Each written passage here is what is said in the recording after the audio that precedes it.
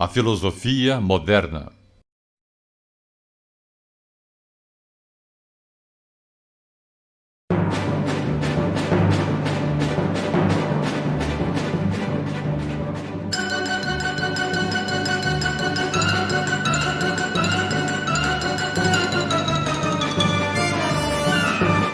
Modernidade.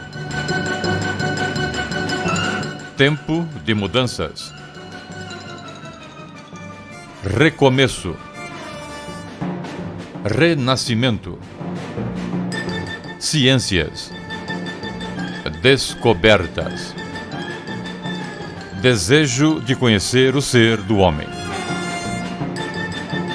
São estas as questões-chave de um dos períodos mais férteis da história da filosofia que vamos estudar neste vídeo. Trata-se da filosofia moderna. A filosofia moderna corresponde ao pensamento desenvolvido da metade do século XV ao final do século XVIII. O que chamamos de mentalidade moderna advém das transformações culturais, sociais, religiosas e econômicas que ocorreram na Europa neste período.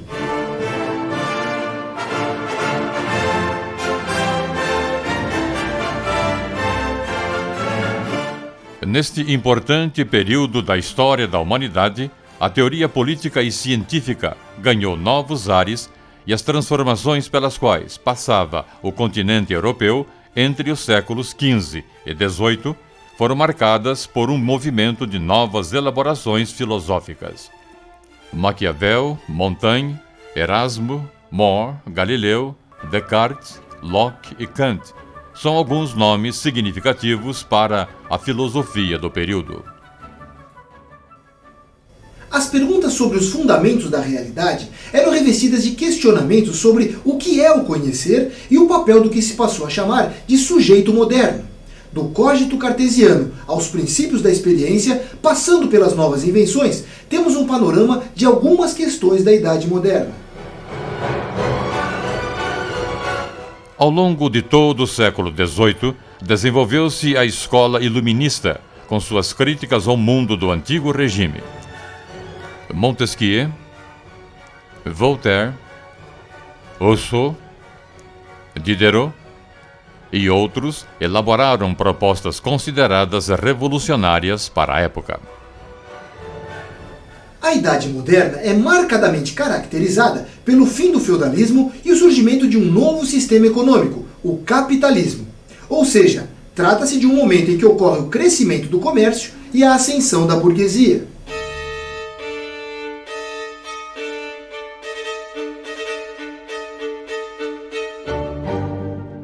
Neste sentido, é importante saber que burguesia é uma classe social surgida na Europa em fins da Idade Média, com o desenvolvimento econômico e o aparecimento das cidades e que veio a dominar a vida política, social, econômica e intelectual.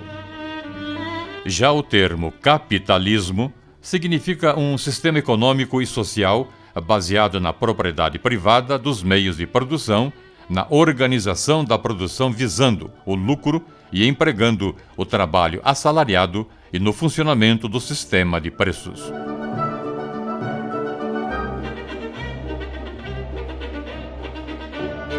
O mercantilismo, considerado a primeira etapa do capitalismo, foi estabelecido como forma de fortalecimento das economias nacionais, levando ao impulso da navegação e à chegada a novas regiões do planeta. São exemplos de grande prodígio da navegação a chegada de Cristóvão Colombo à América em 1492, declarando-a colônia da Espanha, e também a primeira viagem ao redor do mundo entre 1519 e 1522, comandada por Fernão de Magalhães. Outro fenômeno significativo foi a formação de novos estados nacionais, o que levou à discussão sobre as formas de governo, pois neste momento há na Europa a centralização do poder através da monarquia absoluta, isto é, o absolutismo.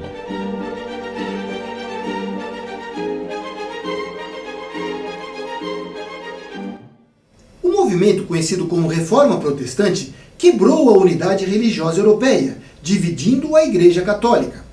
Isso rompeu com a concepção passiva do homem, entregue unicamente aos desígnios divinos, e reconheceu o trabalho humano como fonte da graça divina e origem legítima da riqueza e da felicidade. O homem pôde, afinal, pensar livremente e responsabilizar-se por seus atos de forma autônoma.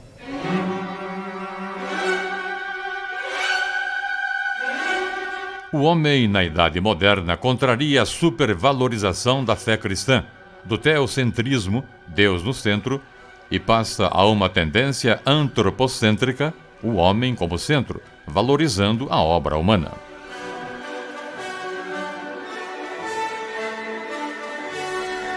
A filosofia moderna é marcadamente laica, ou seja, não religiosa, o que a distancia em vários fatores da filosofia medieval.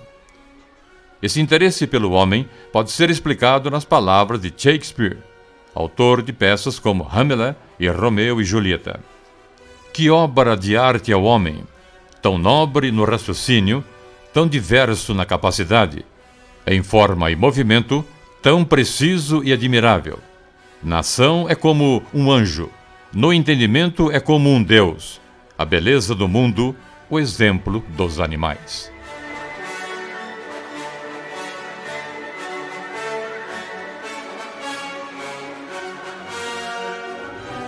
A crença na razão humana e o questionamento aos dogmas do catolicismo levaram o homem moderno ao desenvolvimento da ciência natural e à criação de novos métodos científicos. Além disso, não podemos deixar de citar a relevante invenção da imprensa que possibilitou a impressão dos textos clássicos gregos e romanos que contribuíram decisivamente com essa nova mentalidade moderna. Com a imprensa foi possível divulgar as descobertas científicas, filosóficas e artísticas.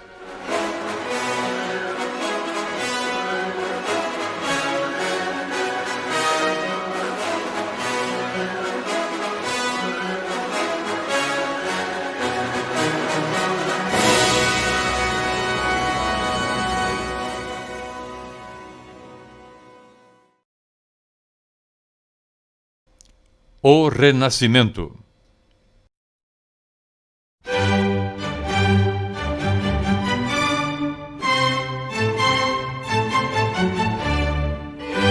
Todas essas conquistas e transformações culminam no movimento que é considerado o marco inicial do pensamento moderno. Trata-se do Renascimento. O termo Renascimento é comumente aplicado à civilização europeia que se desenvolveu entre 1300 e 1650. Além de reviver a antiga cultura grego-romana, ocorreram nesse período muitos progressos e incontáveis realizações no campo das artes, da literatura e das ciências que superaram a herança clássica. Destacam-se pintores como Botticelli, Leonardo da Vinci, Rafael e Michelangelo. O ideal do humanismo foi, sem dúvida, o móvel desse progresso e tornou-se o próprio espírito do Renascimento. Trata-se de uma volta deliberada que propunha a ressurreição consciente, ou seja, o renascimento, do passado, considerado agora como fonte de inspiração e modelo de civilização. Num sentido amplo, esse ideal pode ser entendido como a valorização do homem, o humanismo, e também da natureza, em oposição ao divino e ao sobrenatural, conceitos que haviam impregnado a cultura da Idade Média. Os primeiros filósofos modernos, os renascentistas, tiveram que enfrentar as forças e as punições ligadas ao passado medieval. Os grandes pioneiros da ciência moderna sofreram perseguição do Tribunal da Inquisição, órgão da Igreja Católica, encarregado de descobrir e julgar os responsáveis pela propagação de heresias, concepções contrárias aos dogmas católicos. Vamos ver alguns filósofos dessa época. Giordano Bruno.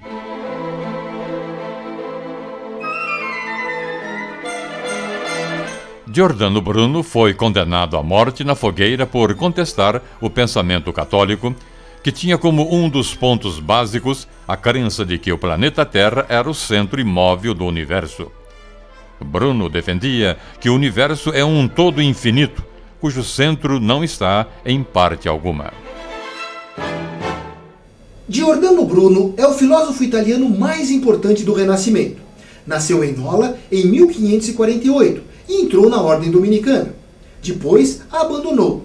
Acusado de heresia, ele viajou por diversos países da Europa. Mais tarde, retornou à Itália. A Inquisição de Roma encarcerou-o no ano de 1592. A sua morte trágica e o brilhantismo apaixonado de seus escritos deram-lhe uma grande fama, que contribuiu para aumentar a sua influência posterior. Bruno foi panteísta. O panteísmo identifica Deus com os elementos e as leis da natureza. Podemos afirmar que na doutrina panteísta tudo é Deus: o sol, a água e a terra. Giordano Bruno identificava o mundo com Deus. Para ele, Deus é a natureza criadora, a alma divina do mundo e a harmonia do universo. O universo é infinito, inclusive sob o ponto de vista espacial. E está cheio de vida e beleza, pois tudo são momentos da vida divina. Tudo é riqueza e multiplicidade. Como observa o pesquisador Rolian Marias, há em Giordano Bruno um entusiasmo estético pela natureza, que é a chave da atitude renascentista.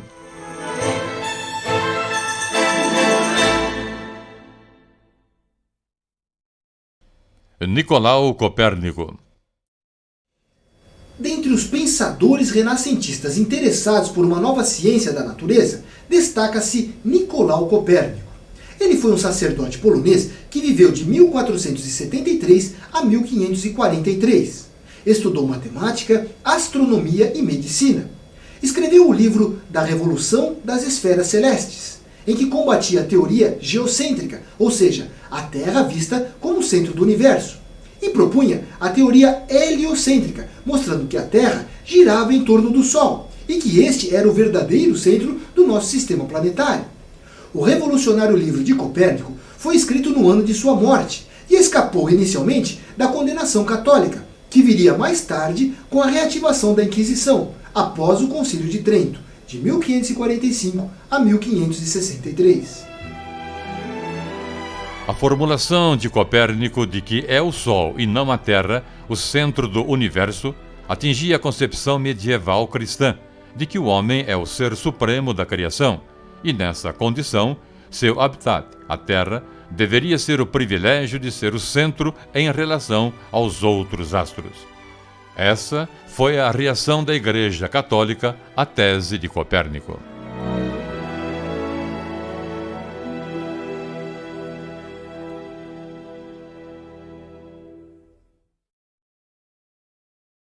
René Descartes. Outro grande pensador da filosofia moderna, e talvez o maior deles, foi René Descartes. Ele nasceu em 31 de março de 1596, na França, e faleceu em 11 de fevereiro de 1650, em Estocolmo, na Suécia. Também ficou conhecido como Renatus Cartesius, que é a forma latinizada de seu nome. Foi filósofo, físico e matemático francês.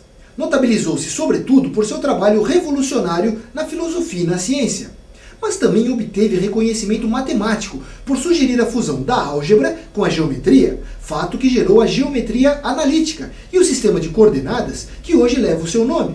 Por fim, foi uma das figuras-chave na Revolução Científica.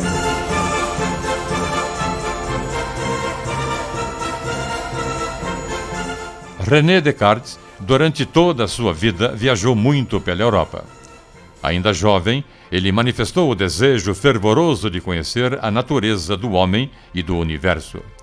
Mas, depois de estudar filosofia, conscientizou-se que tinha muito a conhecer. Para Descartes, a razão era o único meio de chegarmos a um conhecimento seguro. Não devemos confiar sequer no que os nossos sentidos nos dizem. Para o escritor Justin Gardner, parte de Sócrates e Platão, uma linha direta até Descartes, passando por Santo Agostinho. Todos eles eram racionalistas convictos. Para eles, a razão era a única fonte segura de conhecimento. Depois de muito estudar, Descartes chegou à conclusão de que não podia confiar muito no conhecimento herdado da Idade Média.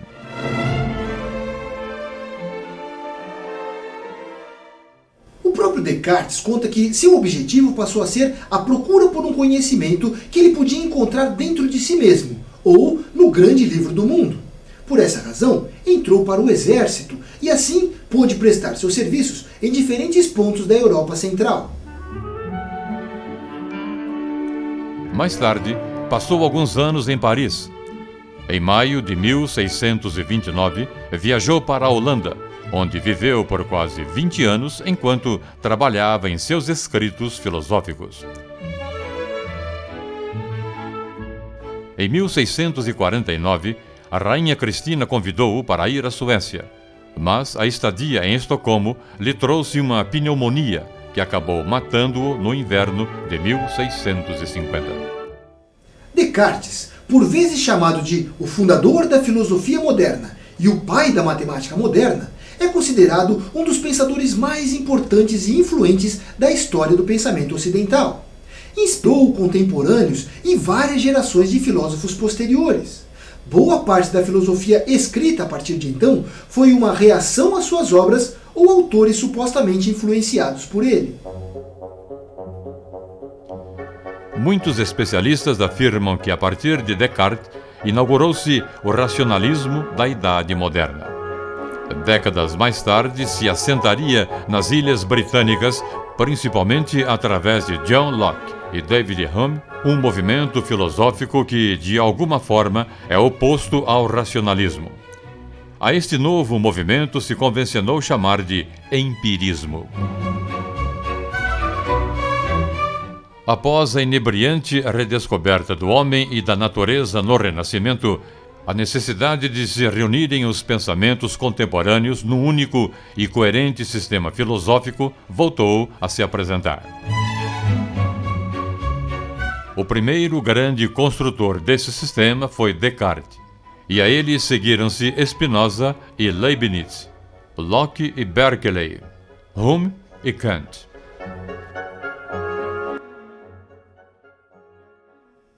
Somente no século XVII é que a filosofia tentou reacomodar os novos pensamentos num sistema filosófico. O primeiro a fazer essa tentativa foi Descartes. Ele deu o pontapé inicial naquilo que se tornaria o mais importante projeto filosófico para as gerações seguintes. A primeira coisa com a qual ele se preocupou foi com aquilo que já sabemos, isto é, com a questão de saber se nossos conhecimentos eram realmente seguros. A segunda questão que mais lhe ocupou a atenção foi a relação entre o corpo e a alma. Estas duas problemáticas viriam ocupar a discussão filosófica dos próximos 150 anos.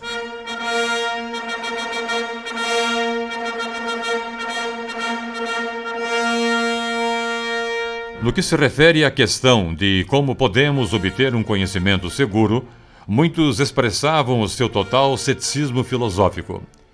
Para estes céticos, o homem simplesmente tinha de se habituar com a ideia de não saber nada. Mas Descartes não se conformava com isto. Aliás, se tivesse se conformado, não teria sido um filósofo de verdade. Precisamente na época em que Descartes viveu, a nova ciência natural tinha desenvolvido um método que, a seu ver, levava a uma descrição exata e muito confiável dos processos da natureza. Descartes perguntou-se, então, se não haveria um método igualmente exato e seguro para a reflexão filosófica. Descartes é considerado o primeiro filósofo moderno. A sua contribuição para a teoria do conhecimento é essencial, assim como para as ciências naturais, por ter estabelecido um método que ajudou o seu desenvolvimento. Em suas obras Discursos sobre o Método e Meditações, Descartes criou as bases da ciência contemporânea.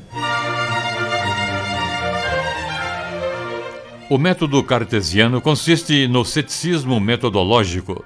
Duvida-se de cada ideia que pode ser duvidada.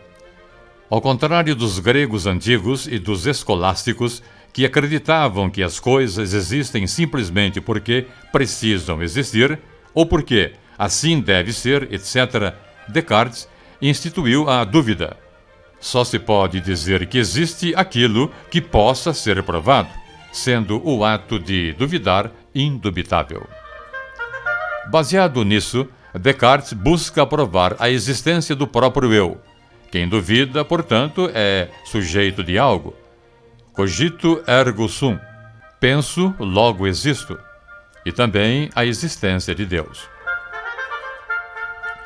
Descartes afirmava: não basta termos um bom espírito. O mais importante é aplicá-lo bem.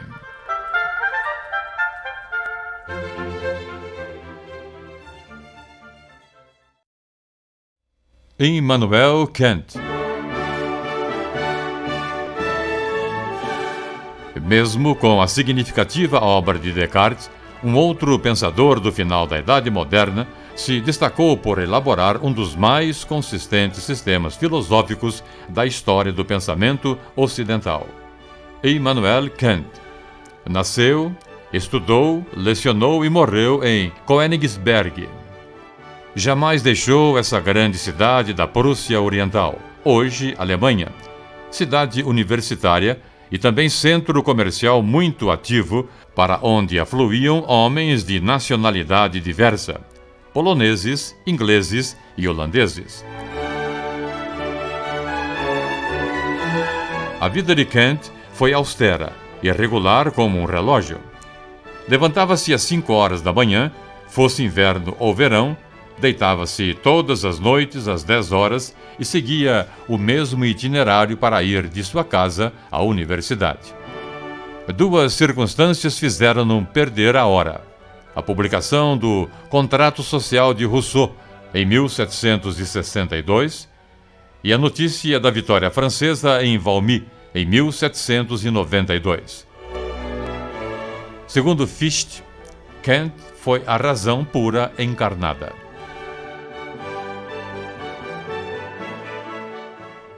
Kant sofreu duas influências contraditórias: a influência do pietismo, protestantismo luterano de tendência mística e pessimista, que põe em relevo o poder do pecado e a necessidade de regeneração, e que foi a religião de sua mãe e de vários de seus mestres. E também a influência do racionalismo, principalmente de Leibniz. Acrescentemos a tudo isso a literatura de Hume, que despertou Kant de seu sono dogmático, e a literatura de Rousseau, que o sensibilizou em relação ao poder interior da consciência moral. Em 1781, Kant publica a Crítica da Razão Pura, cuja segunda edição, em 1787, explicará suas intenções críticas, um estudo sobre os limites do conhecimento. A Crítica da Razão Pura explica essencialmente por que as metafísicas são voltadas ao fracasso e por que a razão humana é impotente para conhecer o fundo das coisas. A moral de Kant é exposta nas obras que se seguem: O Fundamento da Metafísica dos Costumes, 1785, e a Crítica da Razão Prática, 1788. Finalmente, com a obra Crítica do Juízo, 1790, trata das noções de beleza e da arte e da finalidade, buscando, desse modo, uma passagem que una o mundo da natureza, submetido à necessidade, ao mundo moral onde reina a liberdade. Kant encontra proteção e admiração em Frederico II. Seu sucessor, Frederico Guilherme II, menos independente dos meios devotos, inquietou-se com a obra publicada por Kant em 1793, A Religião nos Limites da Simples Razão, e que, apesar desse título, era profundamente espiritualista. Ele fez com que Kant se obrigasse a nunca mais escrever sobre religião, como súdito fiel de Sua Majestade. Kant, por mais inimigo que fosse da restrição mental, achou que essa promessa só o obrigaria durante o reinado desse príncipe. e, após o advento de Frederico Guilherme III, não hesitou em tratar, no Conflito das Faculdades, 1798, do problema das relações entre a religião natural e a religião revelada.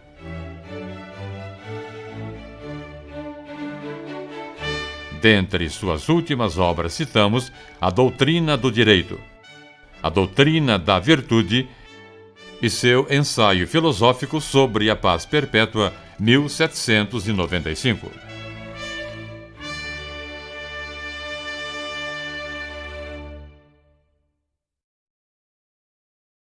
A filosofia política.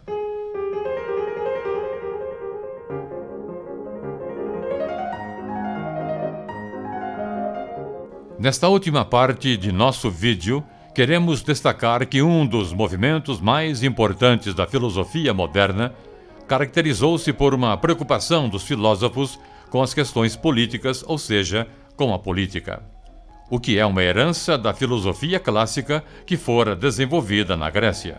Neste âmbito, destacaram-se vários filósofos como Thomas Hobbes, Jean-Jacques Rousseau, John Locke e Maquiavel, entre outros. Vamos analisar a vida e a obra de alguns deles. Maquiavel.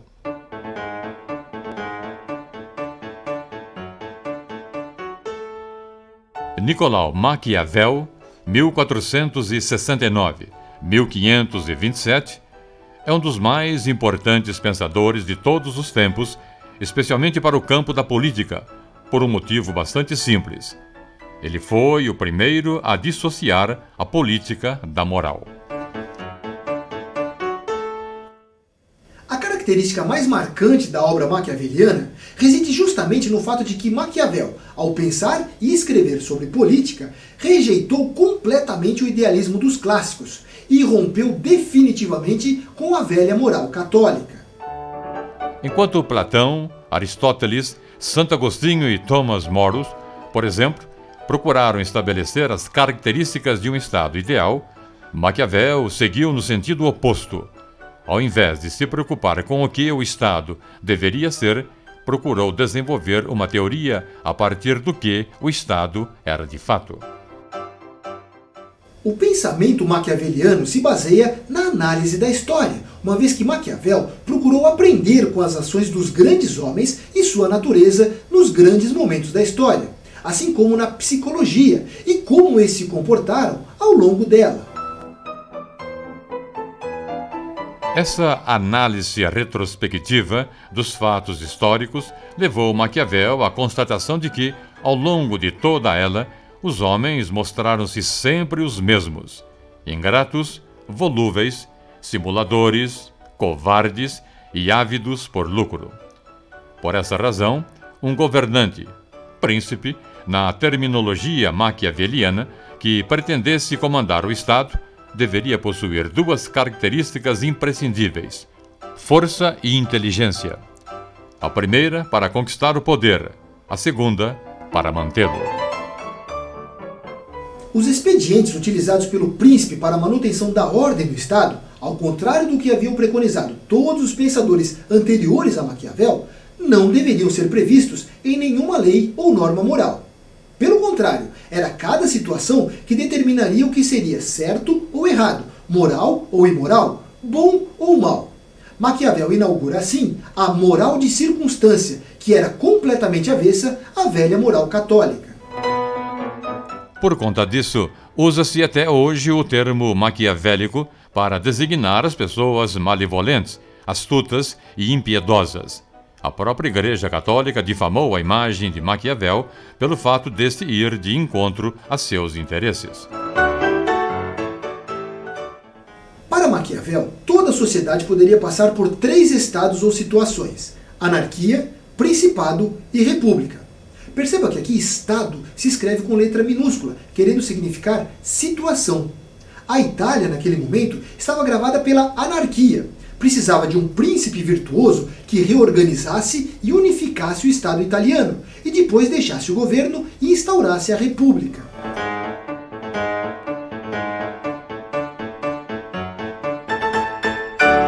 Pelo fato de ter atribuído ao estudo da política um caráter de independência, Maquiavel é considerado por muitos o pai da ciência política, embora esta somente tenha se firmado efetivamente como a concebemos hoje a partir do século XIX.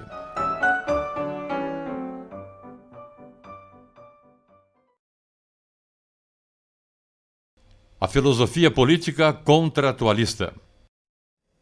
O desenvolvimento das ideias acerca da origem do mundo e das coisas, vindas do distanciamento entre a produção do conhecimento e a moral católica, produziu a procura por novas explicações acerca do surgimento da sociedade civil.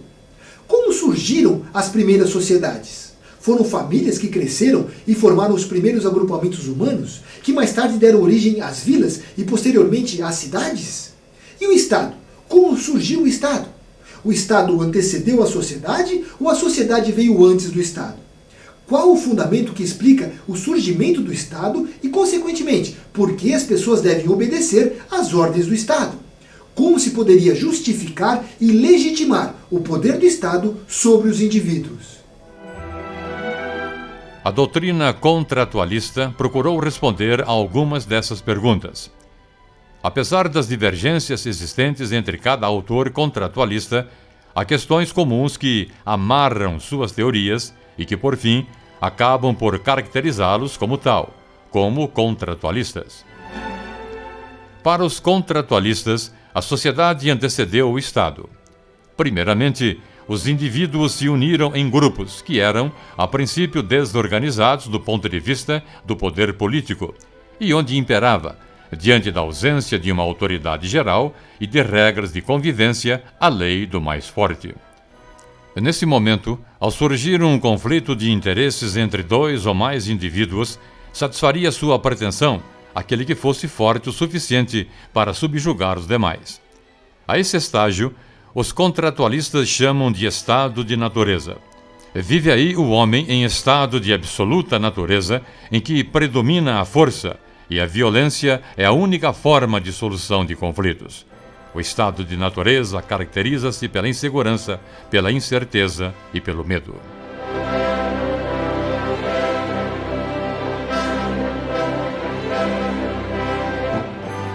Os contratualistas pregavam que, em determinado momento, desejando os homens instaurar a segurança e a paz social, reuniram-se todos e celebraram um contrato, a que chamaram de contrato social ou pacto social. Através desse contrato, todos concordaram em abrir mão de parte ou de toda a sua liberdade, transferindo-a para um soberano que teria por incumbência organizar a sociedade e manter a paz, solucionando os conflitos, diminuindo assim as desigualdades relacionadas à força física. É a partir desse ponto que os autores começam a divergir. Cada um acredita em uma forma de governo e defende um projeto político com as consequências advindas de sua eventual instauração. Dentre os contratualistas, 3 merecem destaque, embora não sejam os únicos autores importantes. São eles Thomas Hobbes, John Locke e Jean-Jacques Rousseau. Thomas Hobbes.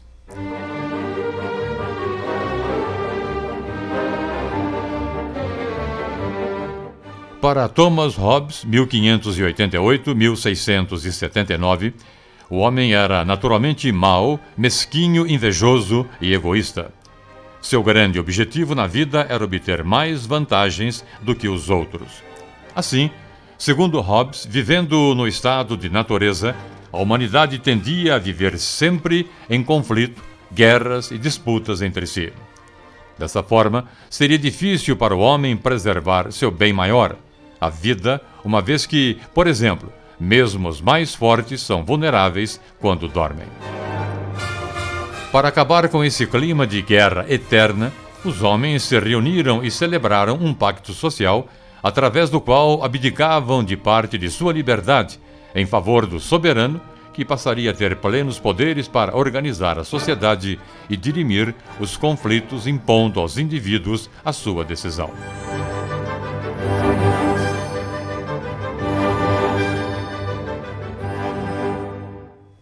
Dessa forma, Hobbes foi um ferrenho defensor do absolutismo.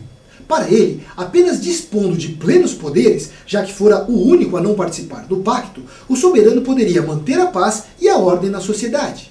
Poderia, se julgasse necessário, matar, mentir, não manter a palavra empenhada e etc., sem dever quaisquer satisfações a quem quer que fosse. John Locke. A importância de John Locke, 1632-1704, para o desenvolvimento do pensamento político ocidental parece não ter, à primeira vista, tanto relevo. O que chama a atenção, em verdade, é o fato de Locke haver representado, talvez pela primeira vez, o ideal político de uma classe, naquele momento em franca ascensão no cenário político e econômico europeu, a burguesia. Locke, avesso ao ideal político hobbesiano, foi o defensor por excelência da manutenção do poder político do parlamento inglês, em contraposição ao absolutismo do rei. À semelhança de Hobbes, Locke foi um contratualista, mas ele preconizava que o pacto social tinha, por fim, a proteção da propriedade privada pelo Estado. Locke acreditava que cabia ao Estado proteger a propriedade privada, a ordem e a paz, e que na medida em que não estivesse fazendo a contento esse trabalho, seria perfeitamente possível e lícito desfazer o pacto, já que o mesmo não cumpria sua finalidade. Jean-Jacques Rousseau.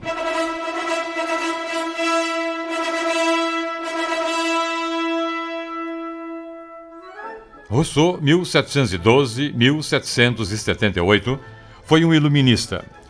Seu pensamento influenciou toda a geração posterior de poetas, romancistas e contistas. Seu ideal político serviu de mote para a Revolução Francesa de 1789. Rousseau também foi um contratualista.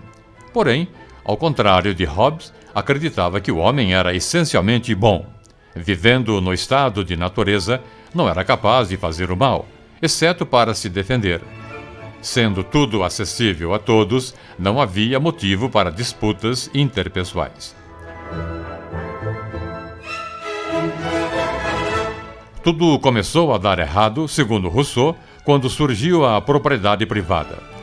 Sobre como isso se deu, ele afirma: o verdadeiro fundador da sociedade civil foi o primeiro que, tendo cercado um terreno, lembrou-se de dizer: isto é meu, e encontrou pessoas suficientemente simples para acreditá-lo. Quantos crimes, guerras, assassinatos, misérias e horrores não poupariam ao gênero humano aquele que, arrancando as estacas ou enchendo o fosso, tivesse gritado a seus semelhantes: defendei-vos de ouvir esse impostor.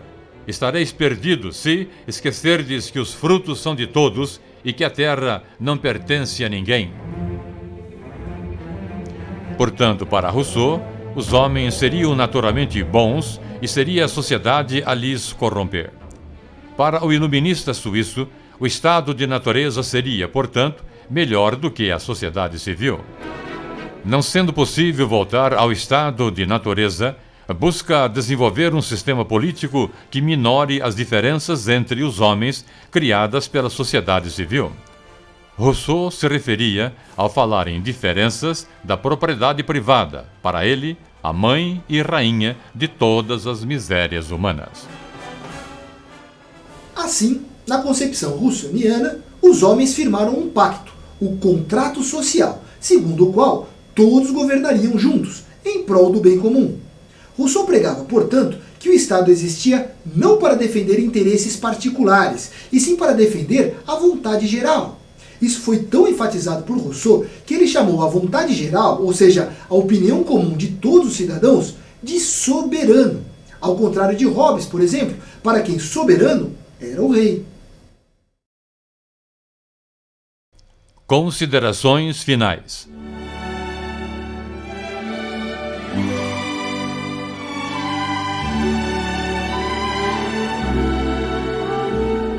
Como vimos, a Idade Moderna foi um período de grande produção filosófica como a de Rousseau. Neste vídeo, apresentamos os principais filósofos denominados modernos e as principais características de seus pensamentos. Conhecemos a obra de Descartes, Kant e dos vários filósofos que estudaram a organização política das sociedades.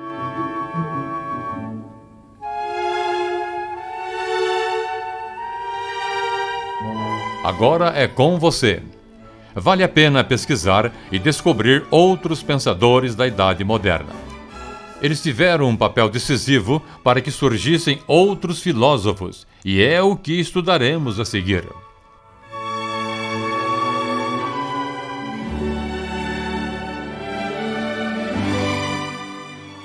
Trata-se dos filósofos contemporâneos que viveram do século XIX até os dias de hoje. E é este assunto que veremos no próximo volume.